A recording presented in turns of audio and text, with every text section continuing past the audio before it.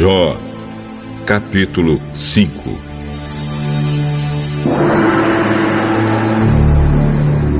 Grite, Jó. Veja se alguém responde. Que anjo você vai chamar?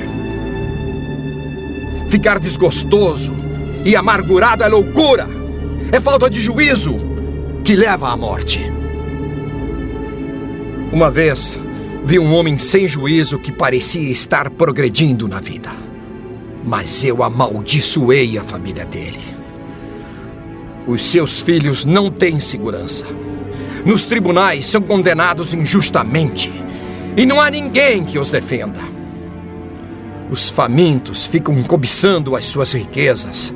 Devoram as suas colheitas, pegando até o trigo que nasce entre os espinhos. A aflição não brota da terra. A desgraça não nasce do chão. Somos nós mesmos que causamos o sofrimento. Tão certo como as faíscas das brasas voam para cima. Jó,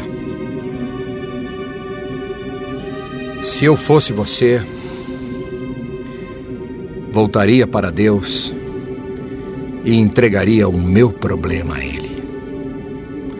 Nós não podemos entender as coisas maravilhosas que Ele faz, e os seus milagres não têm fim. Deus dá chuva à terra. Ele faz a água cair sobre os campos. Deus põe os humildes nas alturas, põe num lugar seguro os que choram. Deus faz com que os planos dos espertos falhem e que as suas ações fracassem.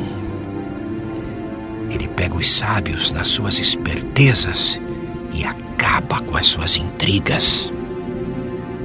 Em pleno dia eles ficam no escuro, e ao meio-dia andam às cegas, apalpando como se fosse noite. Deus salva da morte os pobres. Ele livra os necessitados das mãos dos poderosos. Deus dá esperança aos fracos e tapa a boca dos maus. Feliz é aquele a quem Deus corrige. Por isso, não despreze o castigo do Deus Todo-Poderoso.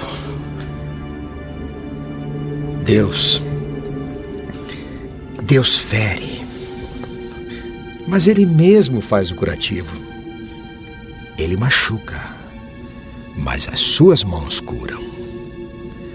Vez após vez, Deus salvará você do perigo e não deixará que nenhum mal lhe aconteça. Em tempo de fome, Deus não deixará que você morra, e em tempo de guerra, Ele o salvará da espada. Ele o protegerá das más línguas, e você não terá medo quando houver destruição. Você se rirá quando houver violência e faltarem alimentos, e não terá medo dos animais selvagens. Nos seus campos, as pedras não estorvarão o arado, e os animais selvagens não o atacarão. Na sua casa, você viverá em paz. E quando contar as suas coisas, não vai achar falta de nada. Você terá muitos filhos, e os seus descendentes serão tantos como as folhas de capim no pasto. Você vai morrer velho e forte, como um feixe de trigo colhido no tempo certo. Jó, a vida nos ensina que é assim. Esta é a verdade. Pense nisso para o seu próprio bem.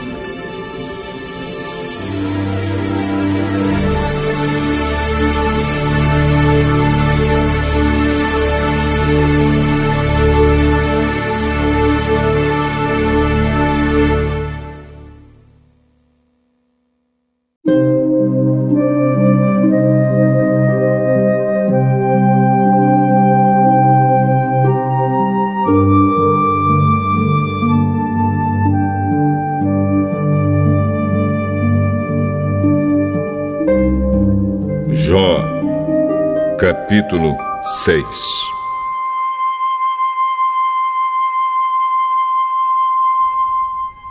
Então, em resposta, Jó disse: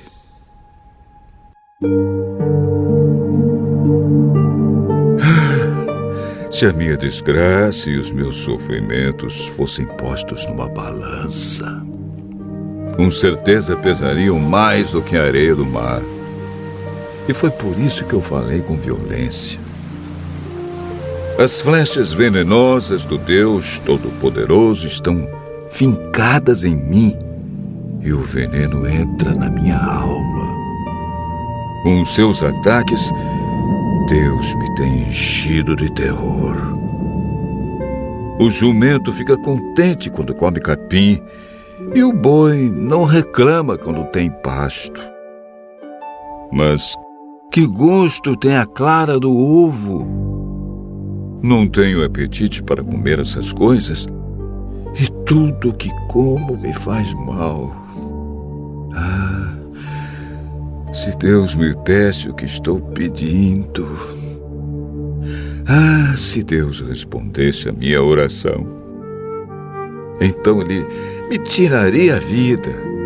Ele me atacaria e acabaria comigo. Se eu soubesse que Deus faria isso, daria pulos de alegria, mesmo sofrendo muita dor. Pois Deus é santo, e eu nunca fui contra as suas decisões. Onde estão as minhas forças para resistir? Por que viver se não há esperança? Será que sou forte como a pedra? Será que o meu corpo é de bronze? Não sou capaz de me ajudar a mim mesmo, e não há ninguém que me socorra. Uma pessoa desesperada merece a compaixão dos seus amigos, mesmo que tenha deixado de temer ao Deus Todo-Poderoso. Mas eu não pude contar com vocês, meus amigos, que me desapontaram como um riacho que seca no verão. Primeiro ele está cheio de gelo e de neve, mas depois vira água, que vai sumindo no calor, até que no fim o seu leito fica seco e duro. As caravanas se perdem procurando água, avançam pelo deserto e ali morrem. Aquelas que vêm de Temá e de Sabá procuram esses ribeirões cheias de esperança. Porém, quando chegam, todos ficam desapontados e a sua esperança morre ali.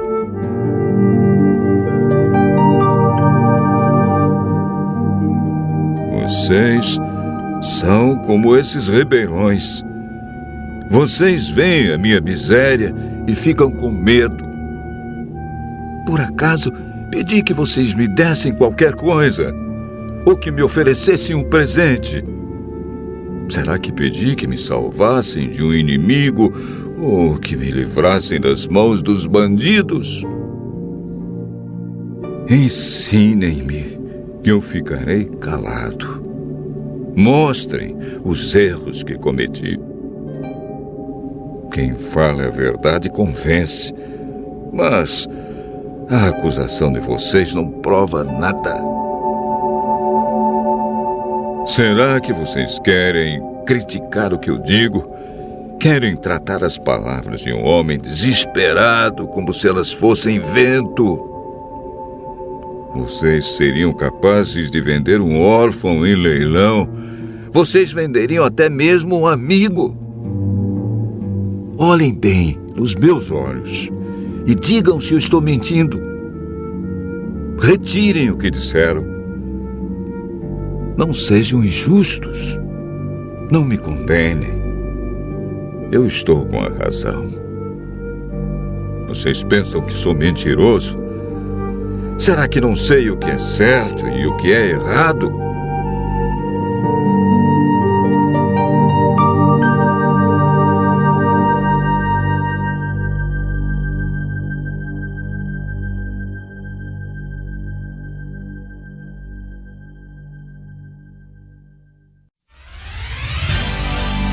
Eclesiástico 48.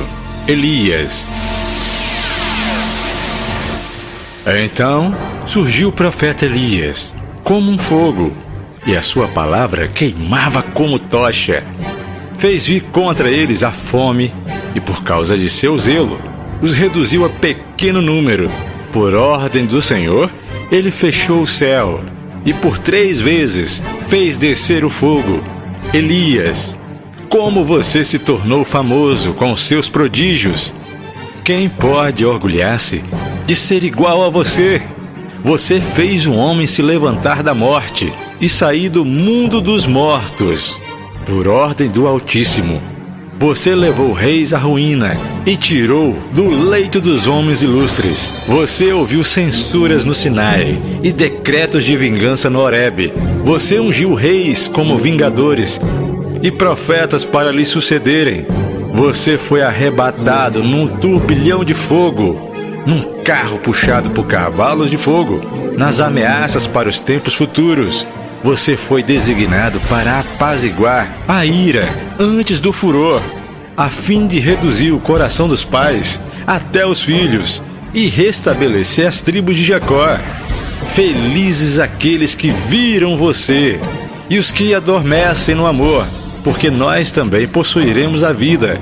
Quando Elias foi envolvido pelo turbilhão, Eliseu ficou repleto do espírito dele. Durante a vida, Eliseu não tremeu diante dos poderosos e ninguém conseguiu dominá-lo. Nada era difícil demais para ele e mesmo morto, ainda profetizou. Durante a vida realizou prodígios. Depois de morto, suas obras foram maravilhosas. Apesar de tudo, o povo não se converteu, nem renunciou aos seus pecados, até que foi exilado de sua pátria. E disperso por toda a terra, restou apenas um povo, pouco numeroso e um chefe da família de Davi. Alguns deles fizeram o que Deus aprova, mas outros multiplicaram os pecados. Ezequias fortificou a sua cidade e conduziu água para dentro dela, cavou com ferro um canal na rocha e construiu reservatórios de água. No seu tempo, Senaqueribe fez uma expedição de guerra e enviou Rabsaces. Este partiu e levantou a mão contra Sião, vangloriando-se em seu orgulho. Então, os corações e mãos estremeceram e ficaram sofrendo como as mulheres em dores de parto. Invocaram o Senhor misericordioso e estenderam as mãos para ele. Do céu, o santo os escutou imediatamente e o libertou por meio de Isaías. O Senhor feriu o acampamento dos assírios e seu anjo os exterminou. Ezequias fez o que o Senhor aprova e seguiu com firmeza os caminhos de seu pai Davi, conforme lhe ordenou Isaías, o profeta grande e verdadeiro. Em suas visões, no seu tempo o sol recuou e ele prolongou a vida do rei. Com grande inspiração, viu o fim dos tempos e consolou os aflitos de Sião. Revelou o que vai acontecer até o fim dos tempos e as coisas ocultas antes de acontecerem.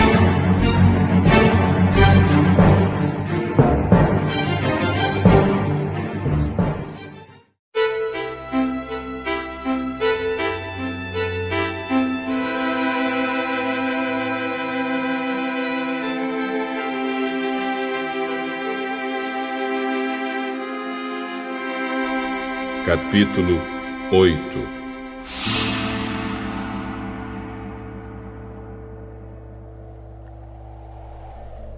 Algum tempo depois, Jesus saiu e viajou por cidades e povoados, anunciando a boa notícia do reino de Deus.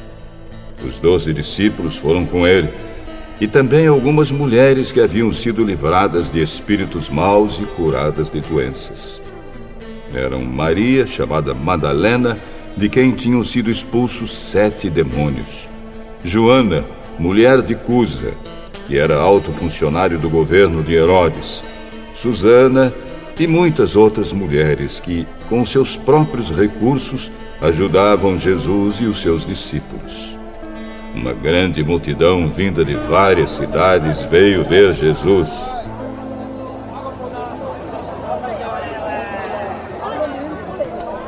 Quando todos estavam reunidos, ele contou esta parábola. Certo homem saiu para semear. E quando estava espalhando as sementes, algumas caíram na beira do caminho, onde foram pisadas pelas pessoas e comidas pelos passarinhos. Outras sementes caíram no lugar onde havia muitas pedras. E quando começaram a brotar, as plantas secaram, porque não havia umidade. Outra parte caiu no meio de espinhos, que cresceram junto com as plantas e as sufocaram. Mas algumas sementes caíram em terra boa. As plantas cresceram e produziram 100 grãos para cada semente. Quem quiser ouvir, que ouça. Os discípulos de Jesus perguntaram o que ele queria dizer com essa parábola. A vocês, Deus mostra os segredos do seu reino, mas aos outros tudo é ensinado por meio de parábolas, para que olhem e não enxerguem nada, e para que escutem e não entendam. O que essa parábola quer dizer é o seguinte: a semente é a mensagem de Deus. As sementes que caíram na beira do caminho são as pessoas que ouvem a mensagem. Porém, o diabo chega e tira a mensagem do coração delas, para que não creiam e não sejam salvas. As sementes que caíram onde havia muitas pedras são as pessoas que ouvem a mensagem e a recebem com muita alegria. Elas não têm raízes e por isso creem somente por algum tempo. E quando chega a tentação, abandonam tudo. As sementes que caíram no meio dos espinhos são as pessoas que ouvem a mensagem. Porém, as preocupações, as riquezas e os prazeres desta vida aumentam e sufocam essas pessoas. Por isso, os frutos que elas produzem nunca amadurecem. E as sementes que caíram em terra boa são aquelas pessoas que ouvem e guardam a mensagem no seu coração bom e obediente. E porque são fiéis, produzem frutos. Ninguém acende uma lamparina e depois a coloca debaixo de um cesto ou de uma cama. Pelo contrário, a lamparina é colocada no lugar próprio, para que todos os que entram vejam a luz. Pois tudo que está escondido será descoberto, e tudo que está em segredo será conhecido e revelado. Portanto, tomem cuidado e vejam como vocês ouvem. Porque quem tem receberá mais, mas quem não tem, até o que pensa que tem será tirado dele.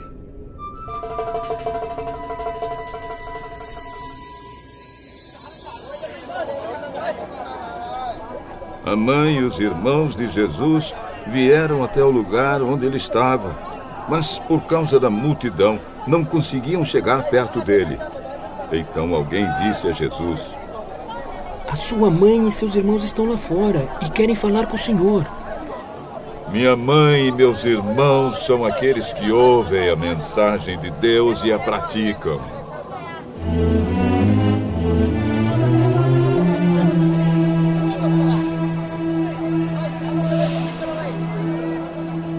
Certo dia, Jesus subiu num barco com seus discípulos e disse: vamos lá, do outro lado do lago. Então eles partiram. Enquanto estavam atravessando o lago, Jesus dormiu.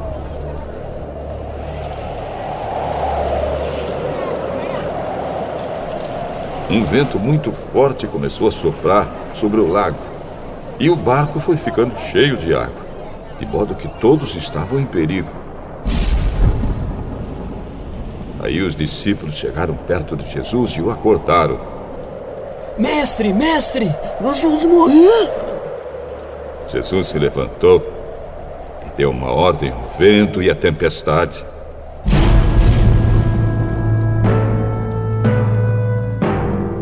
Eles pararam e tudo ficou calmo. Então ele disse aos discípulos: por acaso vocês não têm fé? Mas eles estavam admirados e com medo e diziam uns aos outros: Que homem é este? Ele manda até no vento e nas ondas, e eles obedecem.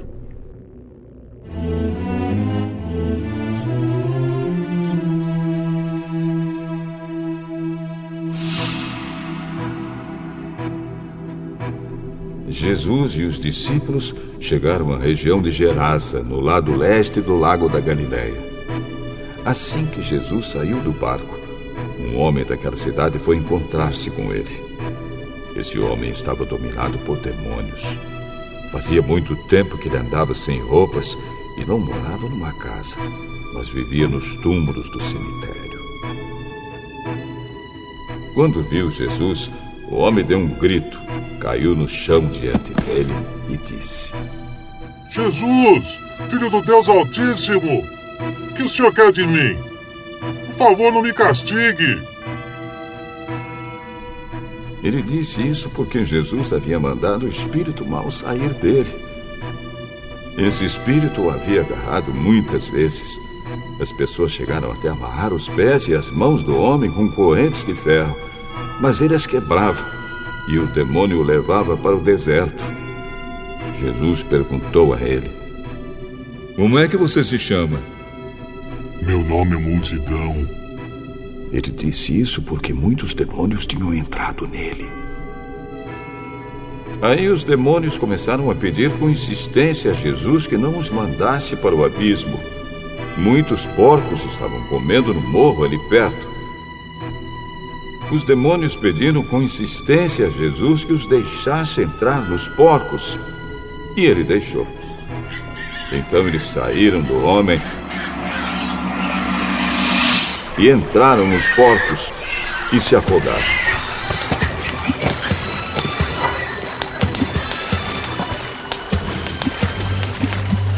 Quando os homens que estavam tomando conta dos porcos viram o que havia acontecido, fugiram e espalharam a notícia na cidade e nos seus arredores. Muita gente foi ver o que havia acontecido.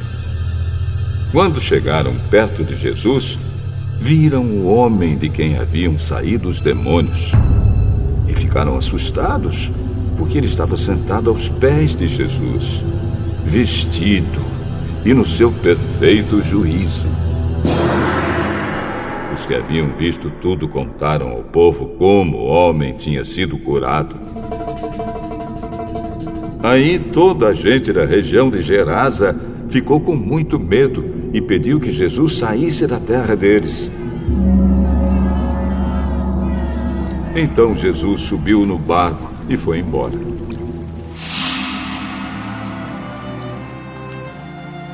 E o homem de quem os demônios tinham saído implorou a Jesus: Deixa eu ir com o senhor. Mas Jesus mandou o homem embora. Volte para casa e conte o que Deus fez por você. Então o homem foi pela cidade contando o que Jesus tinha feito por ele.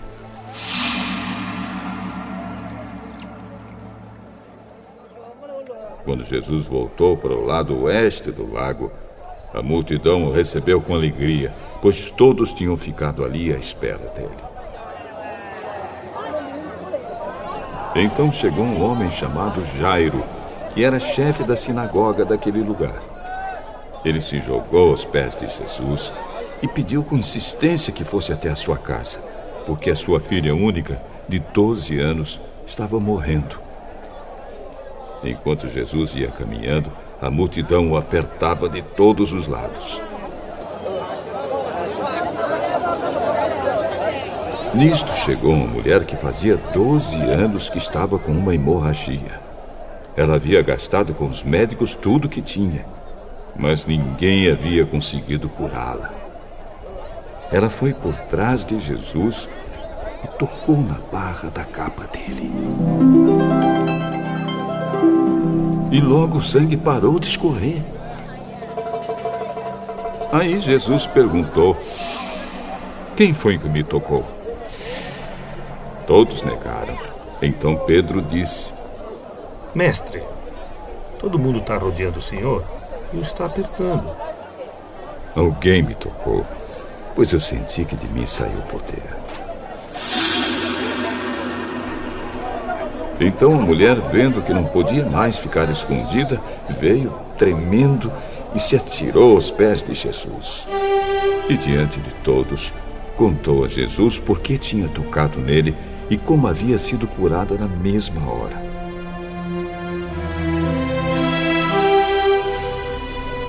Aí Jesus disse: minha filha, você sarou porque teve fé. Vá em paz. Jesus ainda estava falando quando chegou da casa de Jairo um empregado que disse: Seu Jairo, a menina já morreu.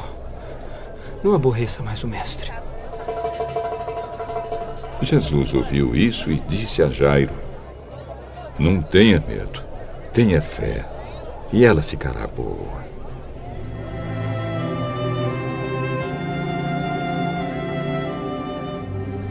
Quando Jesus chegou à casa de Jairo, deixou que Pedro, João e Tiago entrassem com ele, além do pai e da mãe da menina, e mais ninguém.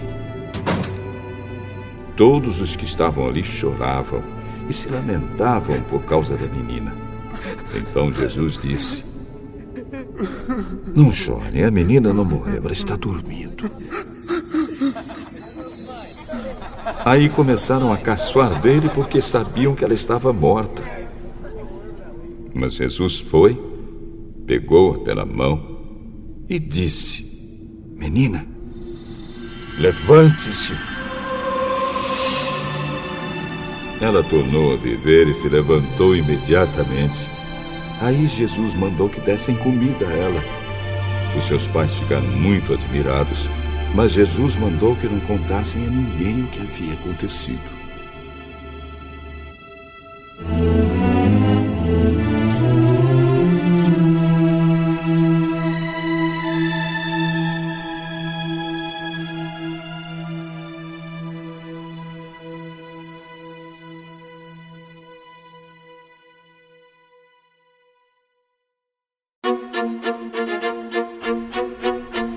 Salmo 45. Ao regente do coro, com a melodia de Os Lírios, poesia do grupo de Corá, canção de amor. Lindas palavras enchem o meu coração enquanto escrevo esta canção em homenagem ao rei. A minha língua é como a pena de um bom escritor. Ó Rei, o Senhor é o mais bonito de todos os homens e sabe fazer belos discursos. Deus sempre o tem abençoado. Põe a espada na cintura, ó Rei poderoso, forte e glorioso. Coberto de glória, avance para vencer, defendendo a verdade e a justiça. A sua força conquistará grandes vitórias. As suas flechas são afiadas e atravessam o coração dos seus inimigos. As nações caem aos seus pés. O reino que Deus lhe deu vai durar para sempre. Ó Rei, o Senhor governa o seu povo com justiça. Ama o bem e odeia o mal. Foi por isso que Deus, o seu Deus, o escolheu e deu mais felicidade ao Senhor do que a qualquer outro rei. A sua roupa está perfumada com mirra e aloés. Os músicos tocam para o senhor, ó rei, em palácios enfeitados com marfim. Entre as damas da sua corte há filhas de reis, e à direita do seu trono está a rainha, usando enfeites de ouro puríssimo. Ó noiva do rei, escute o meu conselho. Esqueça o seu povo e os seus parentes. Você é linda, e por isso o rei vai desejá-la. Seja obediente a ele, pois ele é o seu senhor. Ó noiva, o povo da cidade de Tiro vai lhe trazer presentes. Muita gente rica vai querer lhe agradar. A princesa está no palácio, e como é linda! O seu vestido é feito de fios de ouro. Vestida de roupas coloridas e acompanhada pelas suas damas de honra, ela é levada até o rei. Com prazer e alegria, elas chegam e entram no palácio dele. Ó rei, o senhor terá muitos filhos, e eles serão reis também, como foram os antepassados do senhor. E o senhor, ó rei, os fará governar o mundo inteiro. A minha canção fará com que a sua fama seja sempre lembrada, e todos o elogiarão para sempre.